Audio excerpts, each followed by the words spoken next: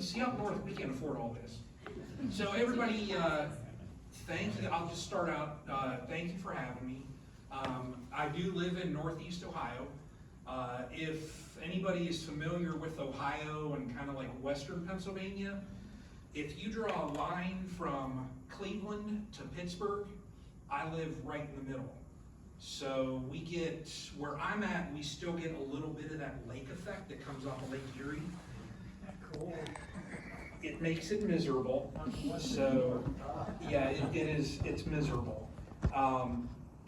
But let me just get down, there we go. So this is a PowerPoint that I actually threw together, gosh, I don't know, a little while ago, but I kind of tweaked it for what I know now. So, but I'll let you all know like a little bit of the history about Castle Hives.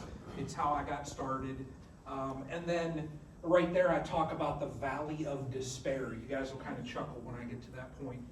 And then I'll let you know like what I learned from my mistakes and exactly what they were talking about. Like these type of clubs and these meetings are so valuable because the experienced beekeepers, they're gonna let you know. Beekeepers always like to talk about bees. You know, I could be here till 9 o'clock tonight talking about bees, 10 o'clock tonight talking about bees, and they'll always share, hey, this didn't work for me. You might want to look at how you do this. So, you know, I'll talk about learning from my mistakes and then kind of the plan that I kind of put together. And like was said, like beekeeping is very regional. So some of the stuff that I say might work, well, this is what I found works in Northeast Ohio, okay? And then last I'll talk about, you know, can we have success? Now, this right here, Rob, you know probably where I was at right there. He's out in Jose. I was in California on a work trip, and who in here watches like various YouTube beekeepers? Crazy people? Oh, yeah. So I was on a work trip out in California, and I was kind of close to where the California Beekeeper is, Jose Uribe, and I sent him a message and was like, hey, I'm out on a work trip. Are you around? And he said, come on up. So he actually put me to work, and I was out picking queens. So the day that I was up there, he was picking queens, so that was kind of cool. So how I started, now, I was home, and this was back in, so I started Saturday, October 22nd of 2017. So this year was my 8th season, but in 2016, my mother called me up, who my mom gets all these crazy ideas like parents do sometimes, and she said, I want to get a flow hive. So who in here has ever worked with a flow hive or knows about the flow hive? Who knows about it? Okay. So I thought, what in the heck is she talking about? What is this flow, whatever? So I did kind of like my research into it, and I started, like all beekeepers do, when you start researching about bees, you're already done at that point. When you're really looking into it, you're done. You know, you're just hook, line, and sinker, you are done. So I did not get a flow hive. I still have that thing, and I gave it to another buddy of mine. That way he does like a learning yard every 2 weeks, so that way he could show like students that he has about the flow hive. But my first hive I got, it's that one on the left there, and it had like those little glass windows because I wanted to get in there and look at the little bees and all that kind of stuff, you know. I actually still have that darn thing. But that was me over there installing a package of bees with my mom into her flow hive. So now, once I got the bees, they all settled in pretty good, you know. And who in here now, as far as beekeeping, is there anybody in here that's like in your first year, say 2 years? Okay, oh, a couple of you. 3 years, 4 years, 5 years. Okay, so fairly, you know, you're still, well, and I mean, we'll be learning. If we've been keeping bees for 20 years, we'll still be learning. So, but good. Now, when I got my bees, your first year, it's fun, you know, because you're going to go out there and the bees are building up all that nice comb, and you're looking at them and you're like, gosh, I'm such a great beekeeper. Look at him. Look at what I have done right here, you know. I can do no better. No one else can do better than this. Look at them. You know, the colonies were building up, you know, they had, and up where I'm at, as far as seasons, like when I looked at that list there of what to look for, like this time of year, I was showing Rodney before I came up here, like my weather. After the 20th, our highs are gonna be in like the mid-40s. We're gonna have freezing. So like our seasons are much shorter up where I'm at. Typically, like when we get our packages, it's in like April, mid to late April. If you get nukes up where I'm at, you can't get your nukes up there until June. So our season is much shorter up where I'm at. But, you know, back to this, you know, they were building up. You know, I'd go out there and sit with a little chair and hold my arm out like you know, people would look at me like I was nuts and let them crawl on me and all that. So, you know, hook, line, and sinker, I was in. You know, now all that said, did I know how to manage them? I thought I did, you know. More or less what I was at that point was, and who's heard of that?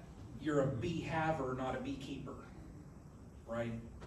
I didn't know enough, you know. And like it says there, did I plan for what was coming up? Nope, you know. Now, who in here, I'm gonna throw a chart thing at you.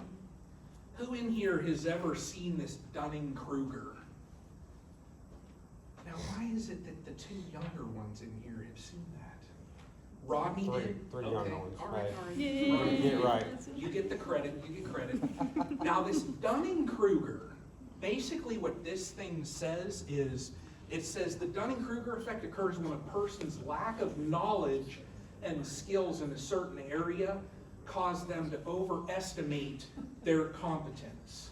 So basically, like where I was at, and we're laughing back here, where I was at and seeing my colonies build up, there was no better beekeeper.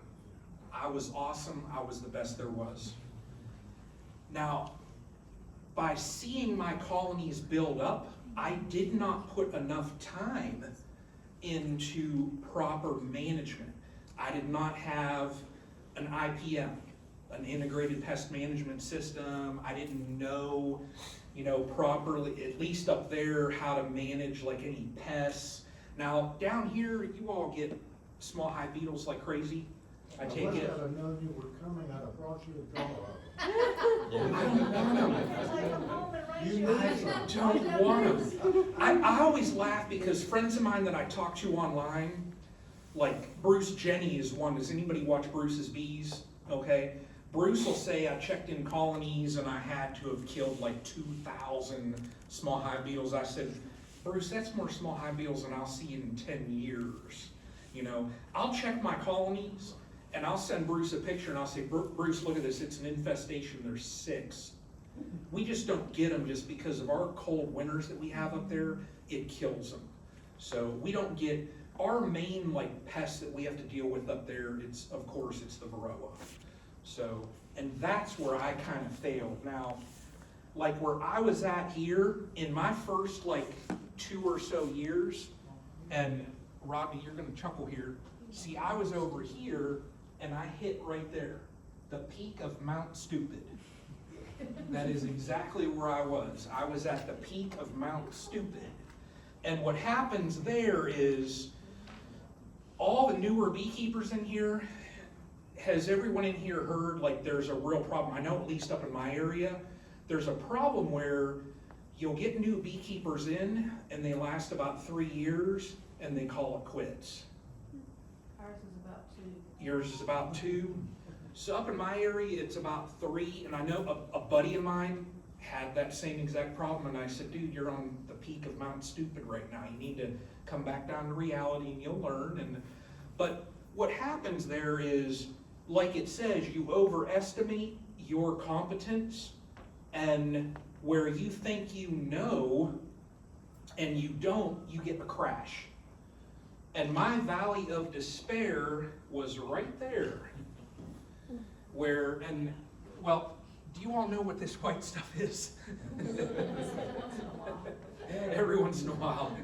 So right there, I had 5 colonies that I was taking into the winter. Now, just a little bit of context, as far as like the number of colonies that I run, the most as far as colonies that I've ever had was last year, and I had like 21, I think, but I still work a full-time job.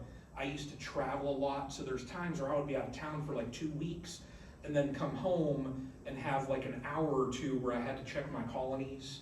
So that always kind of kept me grounded, where I couldn't be like Rodney, where I have this, however many you have in your I have no clue. So I want to be 60, Rodney, but I okay. can't. So, That's great. but I had 5, and every single one of them died. I went out to check them, and I was going to put feed on them, and I mean, the look on my face, I'd go up to a hive, dead, another hive, dead, another hive, dead, and I was just like, you gotta be kidding me. So I took that though, and in those moments where in beekeeping, we will all have them. You're gonna have moments where you're gonna kick yourself and you're gonna question, did I do everything that I could? Take that moment where you have a failure and turn it into success. Because you can take it and you can just step back, and this is what I did at that time, and I looked at everything that I did in beekeeping. Did I manage them properly? As far as like my pest management, did I do enough? Was I doing everything that I could? And at least like what I think as far as my beekeeping, I think beekeeping, there's a certain level of husbandry that I have for my bees. I know some folks like to step back and just let nature do its thing.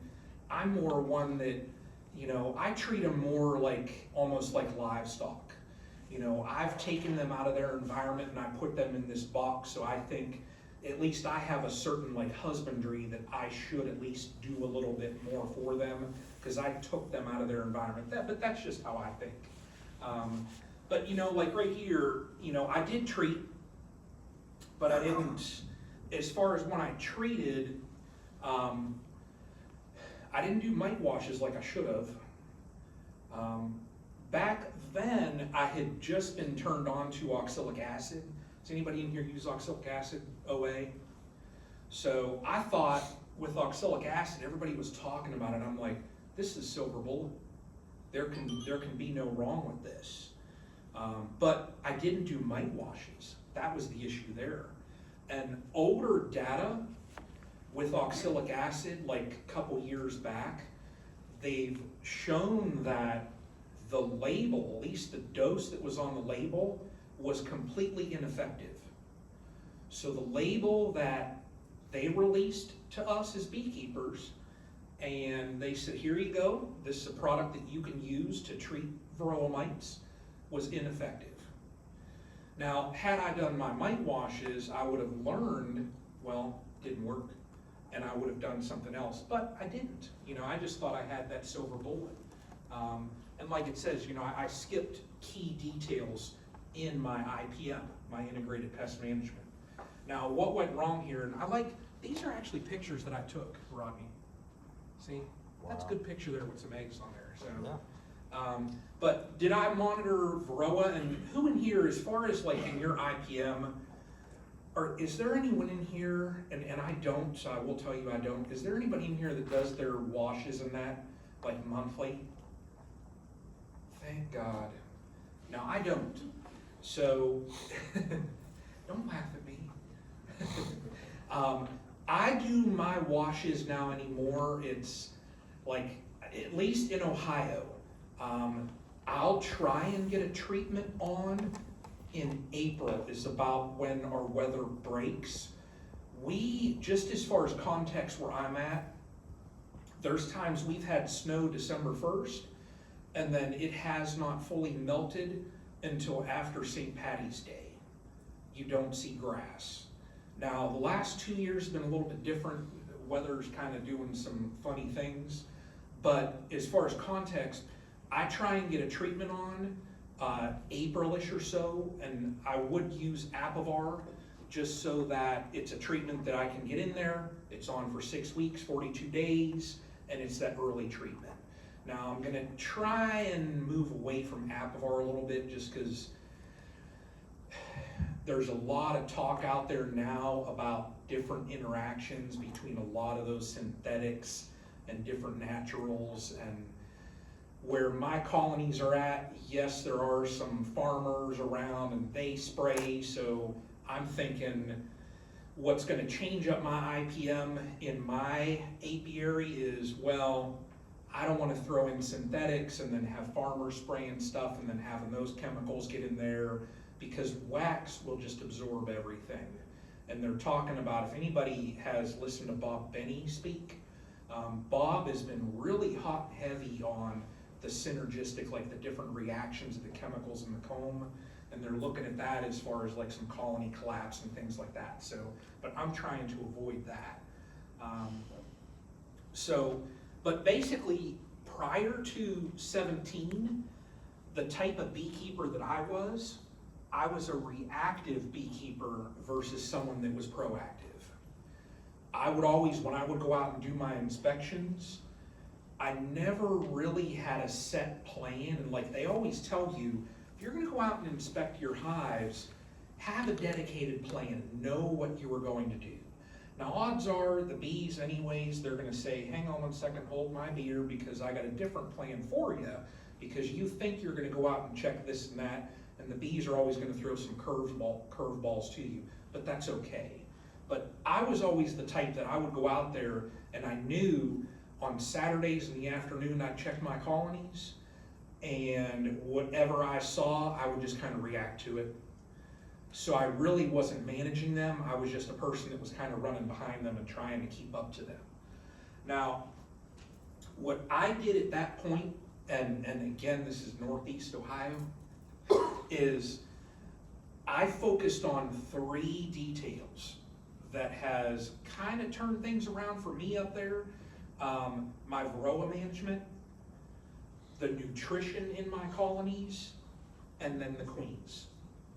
So those 3, and if people, I think that's a direct line from Cayman Reynolds too, he talks about those points too, and that's what I have found that has really turned things around and built up some strong, healthy colonies. Now,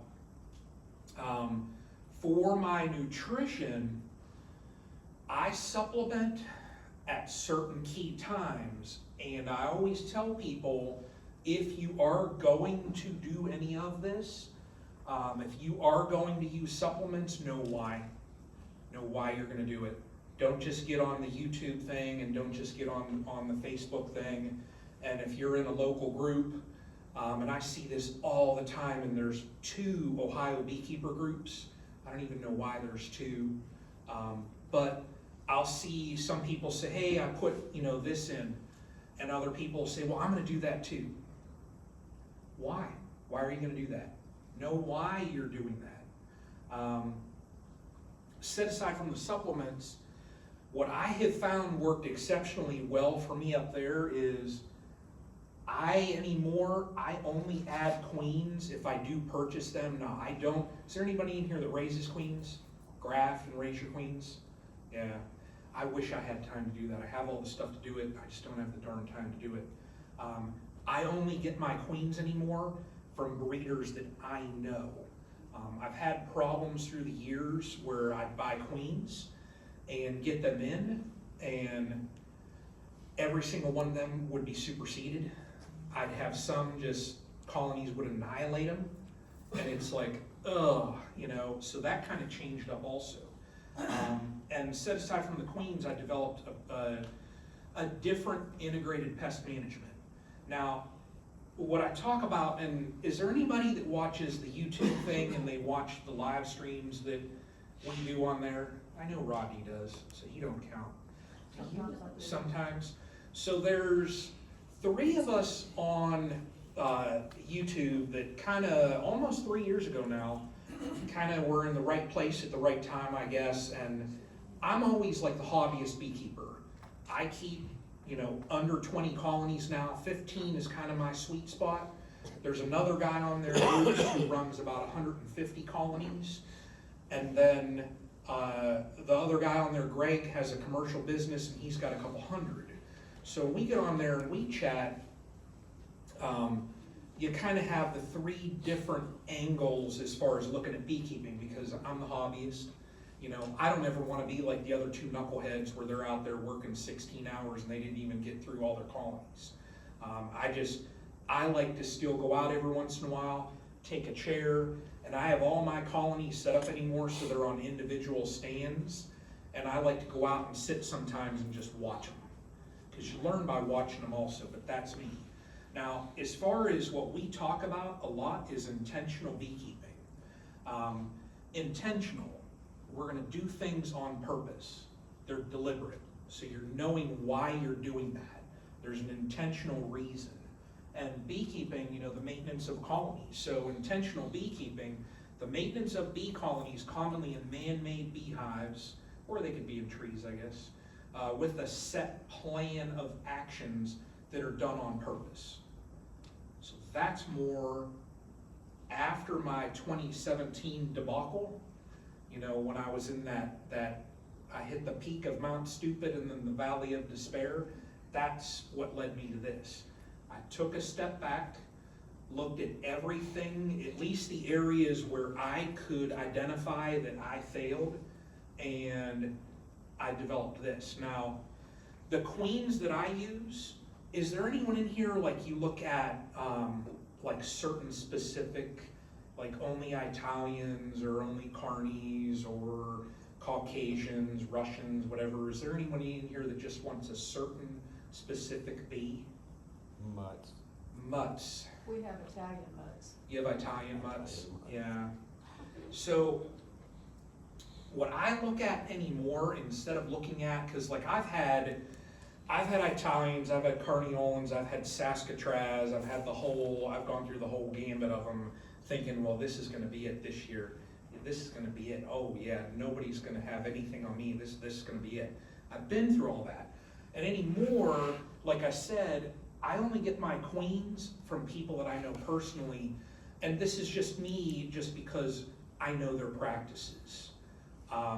The guy that I normally get mine from now, I go down and work at his place every once in a while. I'll go down to visit and then he'll put me to work, so he's getting free labor. He does give me donuts every once in a while too, so it's kind of payment. But I know how he manages his colonies. So for me, that's a plus, because I can physically see how he's raising his queens. I know where his breeder yards are, so I personally know how the queens are raised. As far as the queens that I use, I've gone towards a Caucasian hybrid, and the Caucasians, they're not like, who in here's had, you'll get an Italian package, or has anybody in here had Italians where they build up like mad and you'll have these monster colonies? They're nice, but the one problem that we run into up in Ohio with those monster colonies is if you don't have just this, that tote sitting there for them to feed on, if the weight is not good, and by weight, you're talking for a double deep. If you're gonna run double deep up in Northeast Ohio, they're saying you gotta have 100, 110, 120 pounds of weight on them to get through the winter for those double deeps. So you gotta have a pretty hefty colony. I have kind of switched off away from those double deeps, and I'm going to the singles anymore. Just, it's kind of worked out for me. But with the Caucasians, they run a little smaller, and you'll see that you'll go in and look at them, and you'll have a cluster of bees in there, no lie, that they're like this, and you look and you're like, well, in another month they're gonna be dead. At this time, what am I gonna do for them now? And then a month later, once Mother Nature kind of turns on the switch and things change, and they do have a little bit of a flow and there's pollen out and that out there, those queens turning on like crazy. So I've had a lot of luck with the Caucasians that I use up there. And anymore also, and this is just recently, this has been within the last, 2 years now. No, earlier last year I did have some that were shipped, but anymore I don't get any queens that are shipped. Just in my head, and this could just be me, crazy Brian, that lives up in Ohio where, we have a lot of snow and stuff like that. I feel that there are times just, who in here's had problems with shipping? USPS and everybody, they're just so perfect, right? So I've had problems with USPS where, when they know, call, when the queens hit your office, call and I'll come pick them up. The one time they threw them on the truck, and I was just like, oh my God. I called and I'm like, can you have your courier drive them back to the office? I don't want my queens sitting in a truck that's not air conditioned, burning up all day. So to eliminate all those problems and potential problems, I only get queens anymore that I just go and pick up. Just makes it easy. Now, as far as what I look for, and let me just scoot down to the bottom there. So I don't look at those specifics anymore as far as Italian, Russian, Carniolans, whatever. I always look at my queens for, well, number one, behavior. My apiary is set up at my mom's property because I used to travel a lot, so that's where they started, and that's just where I've kept things. My wife likes them over there, but because they're at her property, behavior is number one for me. If I get a colony that's a little bit chippy, a little feisty, they can't stay. I could work colonies that are chippy and feisty, but really there's no fun. You're working, there was one that was a little 5-frame nuke, and them little buggers would follow me 150 feet, hanging off of my veil, and I'm just like, no, you're done. So they got the Dawn dish soap. But I don't do that all the time, so don't think I'm a bee killer, okay? But I look at behavior. I like to go out and I like to be able to sit next to any one of my colonies, do whatever I need to do without like a suit of armor on to protect me. So that's number one for me is behavior. Now, the ability to brood up, because we have such a narrow season in Northeast Ohio where I'm at, I need those queens that are just gonna turn it on, like that. It's like you flip a switch and boom, you look in there and there's sheets of brood. It's just what I need. I need that so that they can build up, they can capitalize on that spring flow, and even in the fall, hit those times when we do have a flow and bring in the stores that they need. I like great honey producers too. And overwintering, that's a must up there. Now, the queen on there, she's got a pinkish dot on her. There's stories behind the pink dot things. That's a story for another time. But supplements, I got turned on to supplements. I was I was listening to a podcast, and it was Inside the Hive TV. Does anybody in here know that? Humberto Boncristiani. So I was listening to Humberto talk one time, and he was talking to Ian Stepler. Ian Stepler is the Canadian Beekeeper's blog, and they were talking about nutrition.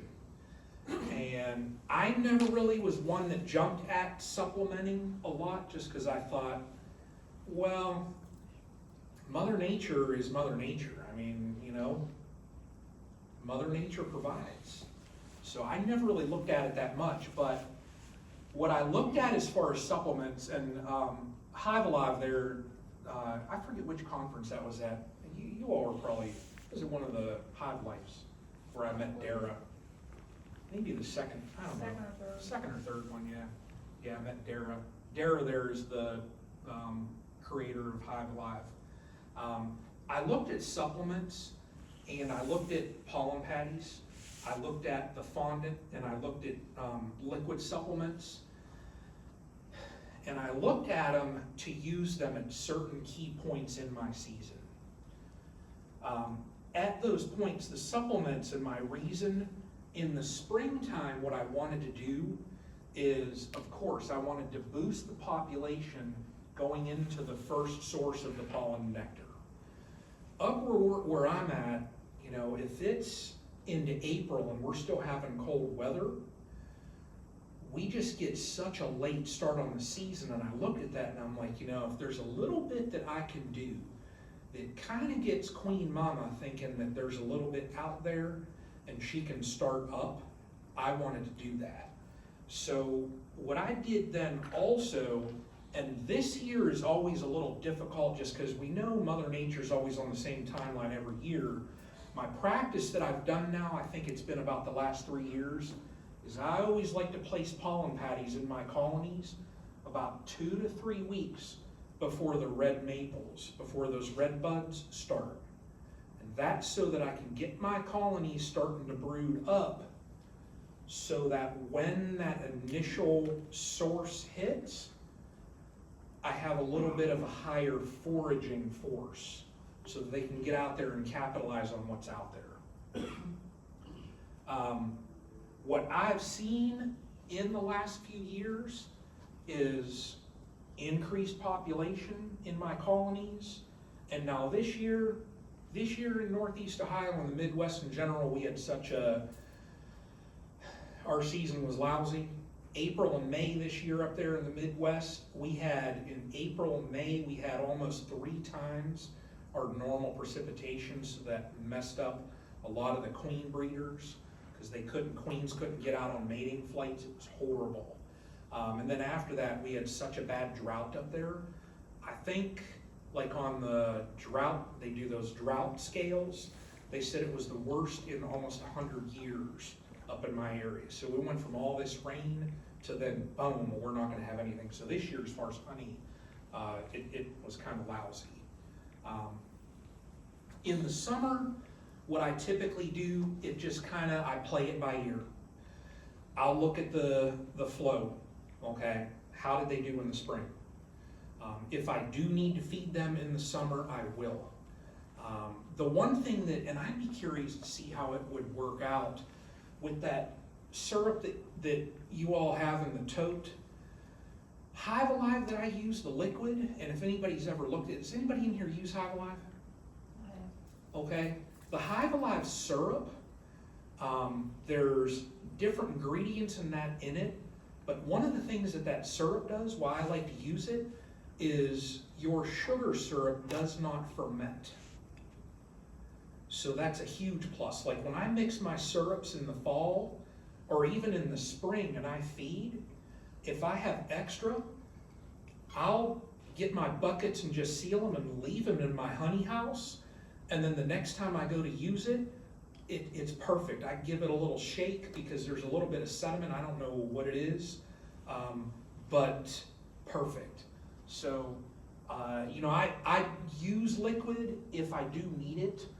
The Hive Alive also has been proven to help with gut health. It helps with nosema, so there's certain benefits there. So, does anybody down around here have problems with nosema? No? Good. Good. In the fall, I typically feed a little bit of a thicker syrup, so I'm going to a 2-to-1 with that Hive Alive in it. And I'm gonna be doing this soon, believe it or not. I switch over, and I just looked at the weather, it's gonna be the 20th. I have bucket feeders on all my colonies now. That's gonna come off because after the 20th, we're gonna go down, our nights are gonna be dipping down 35, 34, 32. So our syrup is gonna be done. Typically in the last 3 years, I always call Thanksgiving. That's my mark where I throw fondant on my colonies. Now the fondant that I put on, does anybody down here do like mountain camp, you put sugar on, or how, as far as like your winter, and this is so different being down in South Carolina, gosh, what in the winter, do you typically put anything on them for feed? No? Syrup, if you need it. Syrup if you need it. Man, I need to move down here. And I heard earlier like about wrapping and all that stuff. We still get a lot of people up around, typically the newer, that will wrap, and you'll see people building these like huge windbreaks, and they'll get foam and wrap their colonies to keep them warm and all that, but that doesn't, if you have a strong colony, you don't need all that stuff. But I need to come down here, we're gonna have to do half of this stuff. Jeez, oh man, I'm jealous. But the fondant, why I put that on, can't have syrup on, it's too cold. So I put the fondant on, and what I have found by putting this fondant on my colonies around Thanksgiving time is it's not like an emergency feed. Uh-oh, something's happening. Rodney did it. It's not like an emergency feed, it's an insurance. Because what those jokers will do in my colonies, as soon as I put that fondant on, is they'll go right past the honey stores that I have saved up in there, and they're devouring that fondant like crazy. And I always say, well, that's fine, they're eating the ice cream. They're leaving the meatloaf down there, and they're going straight to the ice cream and the pie. I would rather have them devour that fondant and leave their stores, just because if we have a longer winter, I'd rather have them save their stores. Because like I said, there's times where, you know, they can't get out and forage on anything, it's into April. So we have such a longer, you know, winter up there. But that fondant has really saved me as far as my winter. Now, my IPM that I've done is, I really watch my Varroa accounts now. I did washes this year, let me see, I've checked 4 times throughout this year. My highest counts this year were 2. So that's, you know, I can just say, thank you, Jesus, for that. I've had problems with Varroa through the years, but with my washes, I try and always do them before and after treatments. Now, I just used a newer treatment. I could not do washes on all of my colonies, just the weather up there. When it gets to a certain point, I'm not gonna crack boxes and pull frames just because they're pretty much tucked away for the winter. But I always like to do those washes before and after. And why do you do washes before and after when you do treatments? Did they work? There was someone I was talking to, does anybody around here know, have you heard of Blue Sky Bee Supply? Okay, they're like, Blue Sky Bee Supplies is in, they're close to Ravenna, Ohio. They're like 25 minutes away from me. So I buzz over there. If I need something quick, I'll buzz over to Blue Sky. And I was in there just talking one time. There was a gentleman in there, and he was talking, he was asking Mel, one of the owners, if they had any reported issues with their apivar. And she was like, why, what happened? And here he had used them, and his mite counts when he did his washes after went up. And then they went, and he contacted the company. They were like, well, what's the batch number? That's why they put all that information on those packets, batch numbers and that way they can trace it back and see, well, are there any reported issues? Was it a bad batch? So that's why before and after is very important. I always try now, it says 5 rounds of various treatments throughout the year. Now I've kind of even this year, let me see. So I threw on this year Apivar earlier in the year. They got some oxalic acid vapor in the summer.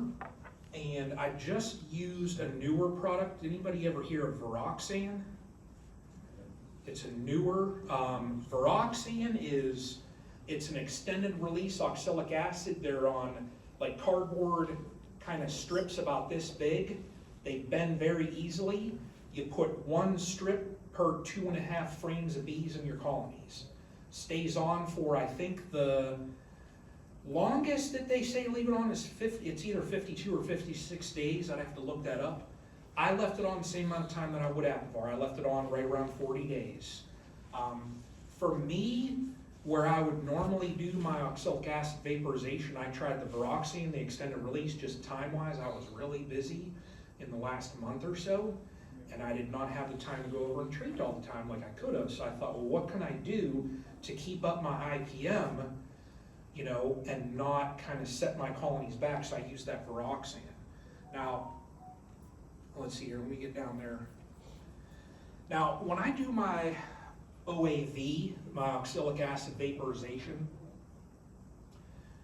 what label says, I believe label says now, and somebody correct me in here, if I'm wrong, correct me, I believe label says, is it 2 grams per brood box?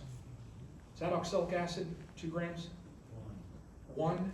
I thought they changed it to 2. Well, they've changed it now. The feds have left it all up to the states, and so you can use however much of it you want. Oh, so they, okay, so in Ohio, I think they have it at 2. Now, I'm not gonna say I've used more than that, but I will say that at least my colonies, I've seen no effect if you're around 10. So that's all hearsay though, and there's no proof of that. But when I do my oxalic acid now, what I have found, and like I said, very early on with my OAV, years back, if you looked, it was 1 gram per brood box, and they would say treat once a week.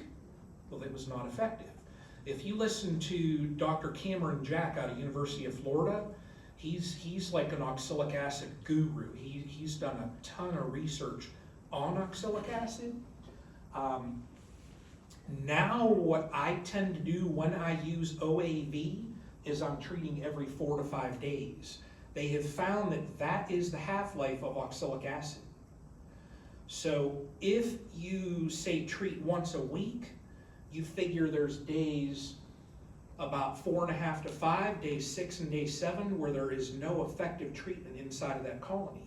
You have brood emerging, mites coming out, and going right on into another cell and getting capped over, and oxalic acid doesn't cross that barrier, so there's no treatment killing them. So that's why I've gone to a treatment every 4 to 5 days, and I'll typically do 5 to 6 treatments.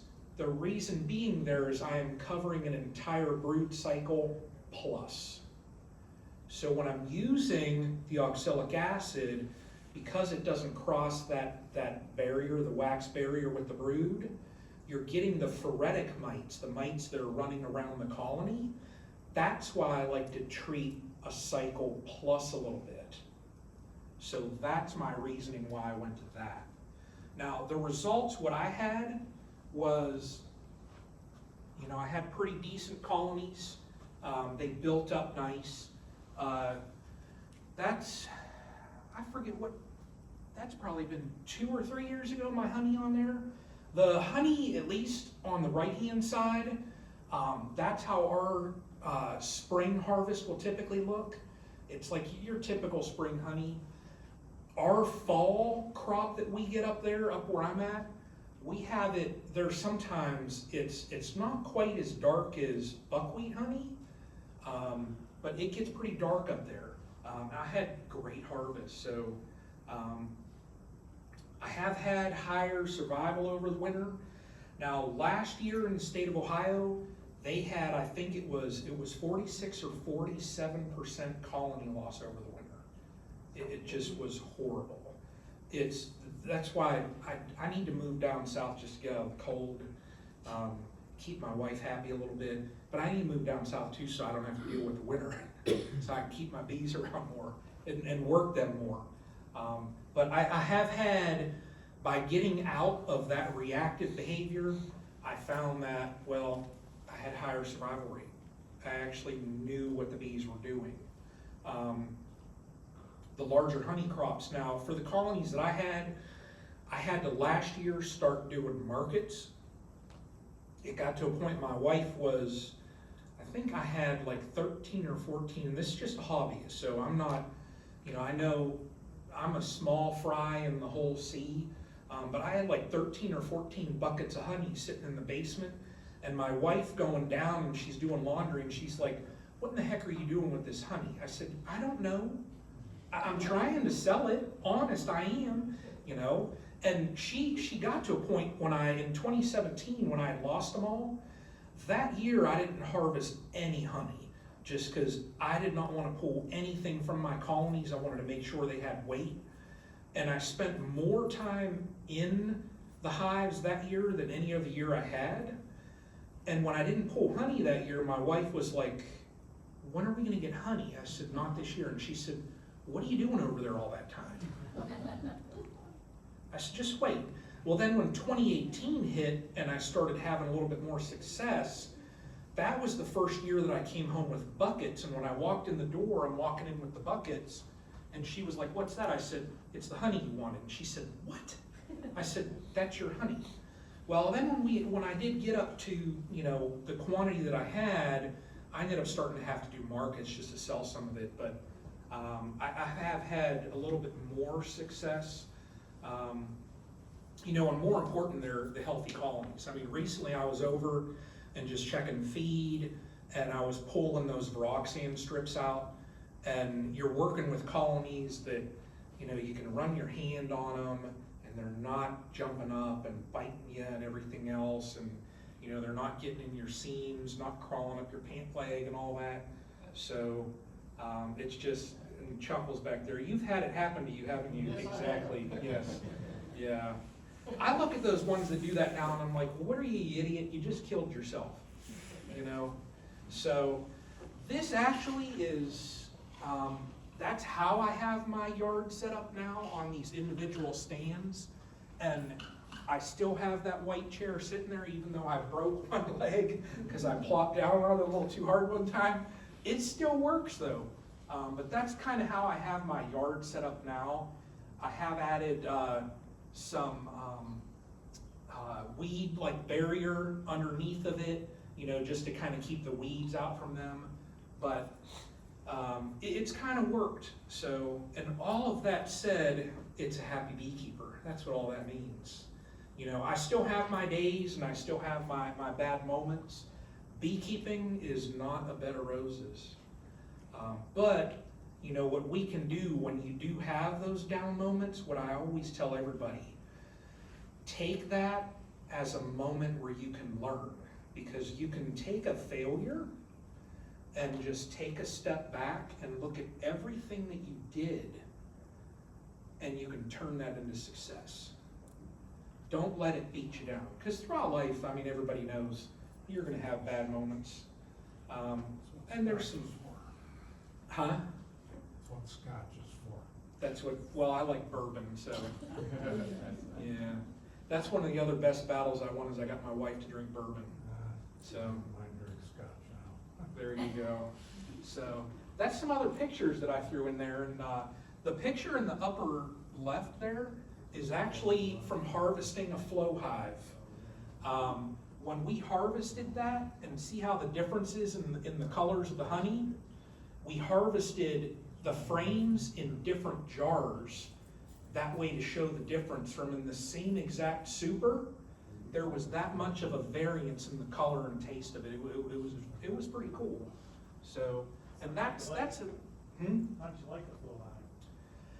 you know, so what I'll say about the flow hive is, at least where I'm at, everybody always preached double deeps. If you've ever looked at any advertisements and anything about the flow hive, what do you always see? A single. They'll have a single 10 frame, and then they'll have the flow super above it. So you need a really strong colony. You need a colony that's going to work that thing, and they're almost packed into the point.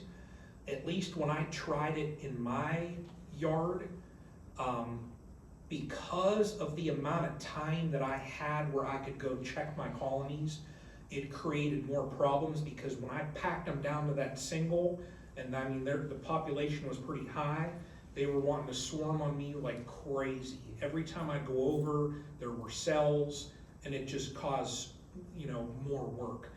They do work. I'll say, if anybody does get a flow hive, what they don't say in the literature on there, pre-wax that thing like crazy. I did not when I very first had it, and all the little cells in there, they made a very nice ant farm. So, and then I had to wash the whole thing out. I pre-waxed it, and then I actually took a fully capped super and put above it so that the bees would say, hey, what's that up there? And it pulled them up to work it.